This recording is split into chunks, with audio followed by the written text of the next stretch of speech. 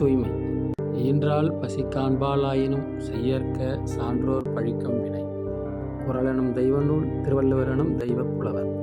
விளக்கம்: தன்னை பெற்ற தாயே பசியால் தவிப்பதை காண நேர்ந்தாலும் கூட பெரியோர் பழிக்கும் தவறான செயல்களை தவிர்க்க வேண்டும். இதை ஒரு வார்த்தையில் சுருக்கமாக சொல்ல வேண்டுமானால் தவறும் தவிர்ப்போம்.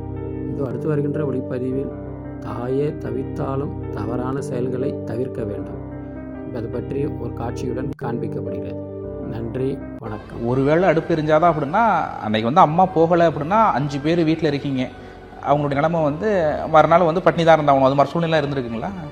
நிறைய நாட்கள், அதாவது நிறைய நாட்கள் இப்போ சம்டைம்ஸ் பார்த்தீங்கன்னா விருந்தாளி வந்துடுவாங்க. ஸோ நம்மளுடைய வறுமையை அவங்கள்ட்ட சொல்ல முடியாது இல்லையா? ஒரு விருந்தாளி வந்துட்டா அவங்களுக்கு சாப்பாடு போட்டுட்டு எங்கள் அம்மா சாப்பிடாம அந்த வடித்த கஞ்சி இருக்கு இல்லையா, அந்த வடித்த கஞ்சியில் உப்பு போட்டு அவங்க குடிச்சிடுவாங்க. ஒரு சில நேரம் பார்க்கும்போது பார்த்தீங்கன்னா ரேஷன் கடையில் க்யூவில் நிற்கும், கிடைக்காமலும் போயிடும்.